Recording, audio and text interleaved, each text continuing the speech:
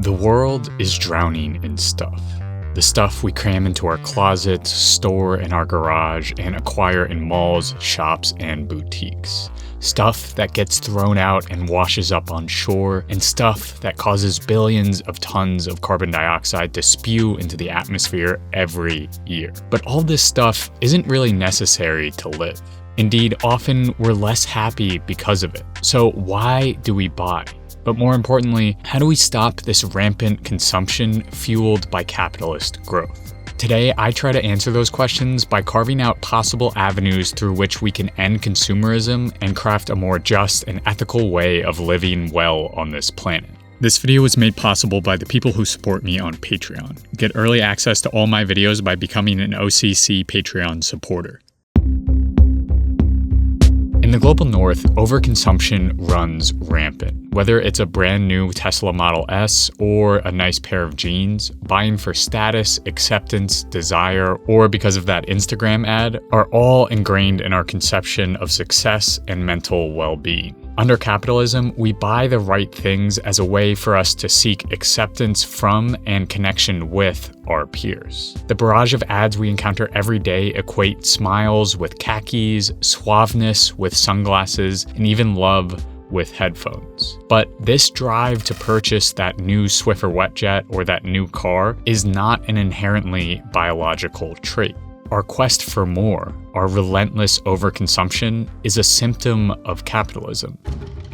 An economic system reliant on constant growth in order to create profits. For a business to succeed, outcompete others, and ultimately rake in more profits, it must grow. And one of the brainchildren of this profit growth imperative is advertising. A way to make new and useless products seem fresh, exciting, and even essential. That new iPhone, Bose's noise-canceling headphones, and basically all of fast fashion are the epitome of this phenomenon.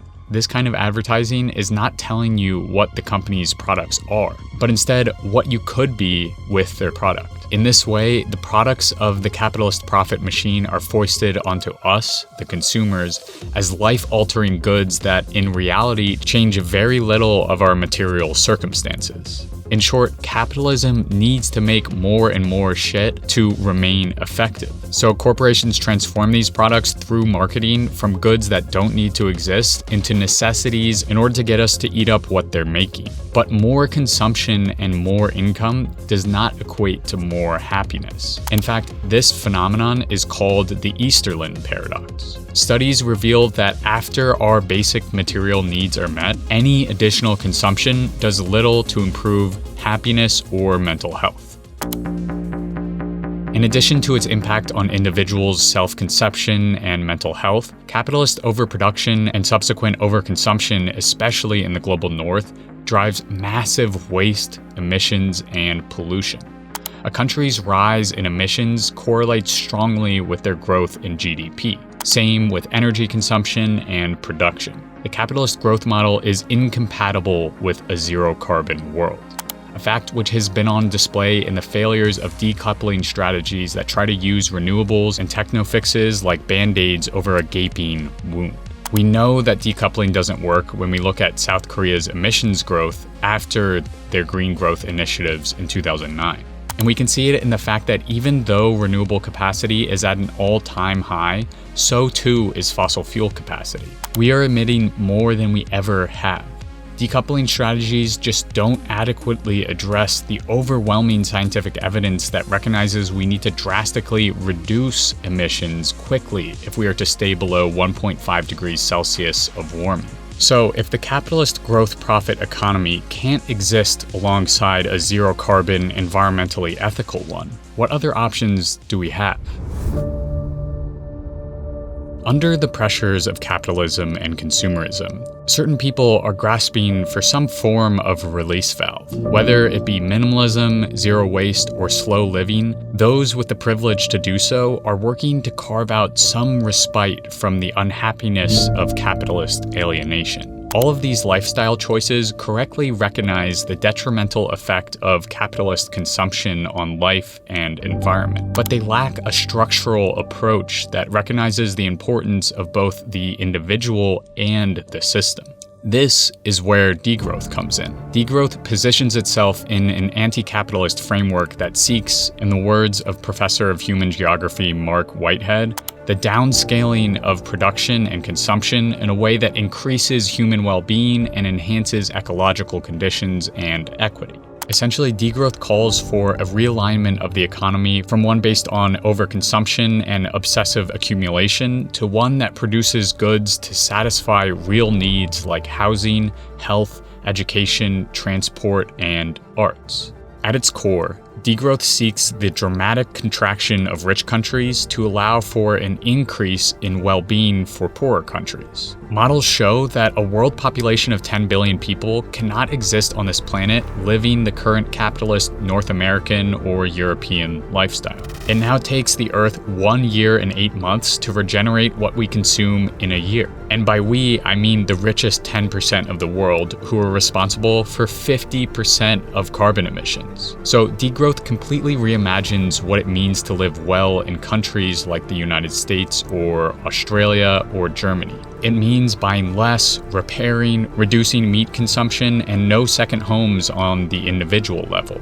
But ultimately, degrowth cannot function as just individual lifestyle choices. Systemic pathways, like subsidizing all housing retrofits, shutting down the 100 companies that are responsible for 71% of the world's emissions, redistributing all food waste, dramatically expanding public transportation methods, eliminating unnecessary marketing, and a robust emphasis on low-carbon, care-oriented jobs like educators, therapists, and in-home care providers are just some of the many ways to simultaneously improve the well-being of all while drastically reducing the global north's consumption levels.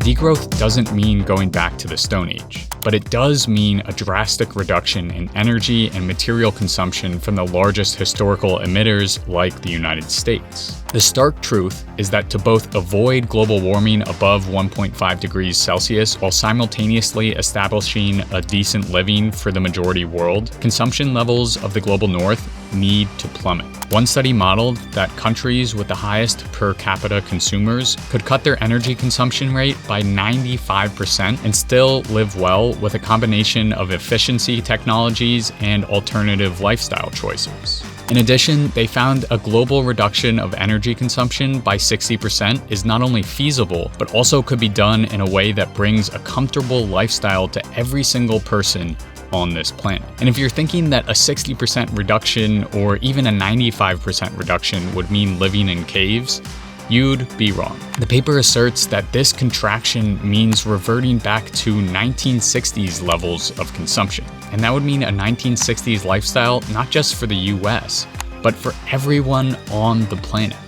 This new reality would look a lot like what Annie Racer Rollin describes in her book, The Art of Frugal Hedonism, a life for all that centers people and experience in well-being instead of relying on extra stuff to manage our emotional health. It would be an economy based on mutual care and repair. But this economic reality cannot happen under a state capitalist model. Indeed, were degrowth to be handed down in policy from the ruling class, it would look the same as austerity measures or even the conditions we're now living through in the pandemic. Because under capitalism, no growth means recessions, the consequences of which inevitably fall on the working class and the marginalized. Which is why degrowth is just one piece of the puzzle.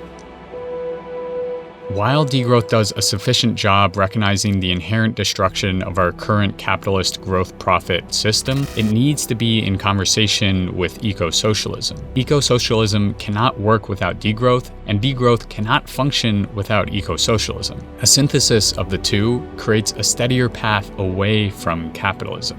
The seizing of the means of production by the laborers and the masses, and the subsequent full democratic control of the workplace and the state is essential to implement any measure of degrowth. Reducing consumption must bubble up democratically from the many. Otherwise, it can quickly fall into draconian measures of economic oppression, which is why ecosocialism is essential. It allows for the reconstruction of the economy not based on profit and ultimately endless growth, but one based on needs, ultimately handing the working class agency and liberation. In the words of Marx, without a constant need for work in order to live or to quote-unquote have, we can actually start being. We can start asking questions like, why do we burn 800 million gallons of gas every year in the US just to mow our lawns when we could have an abundance of communal gardens instead? Why does work need to be the thing that defines our life? Why is it so much easier to buy than to repair? Faced with the realization that capitalist decoupling is not working as we continue to increase global consumption, an eco-socialist degrowth intervention must happen. After all, what could be more enticing than a life with more time to be with the people you love and to do the things you want to do? Unfortunately, videos like these, while very important, do terribly with the YouTube algorithm and sponsors don't want to touch them. But there is a way you can help. Becoming an OCC Patreon supporter helps Our Changing Climate stay afloat and independent. As an OCC patron, you'll not only gain early access to videos, but also special behind-the-scenes updates and a members-only Discord channel. In addition, each month, my supporters vote on an environmental group that I then donate a portion of my monthly revenue to. Patreon supporters are the financial backbone of the Our Changing Climate operation. Without them, I wouldn't be able to take creative risks and dive into difficult topics. So if you want to help keep this channel alive or are feeling generous, head over to patreon.com/ourchangingclimate or use the link in the description and become an OCC patron. If you're not interested or aren't financially able to, then no worries. You can help the channel out by subscribing, liking the video, and commenting. I hope you all enjoyed the video, and I will see you in 2 weeks.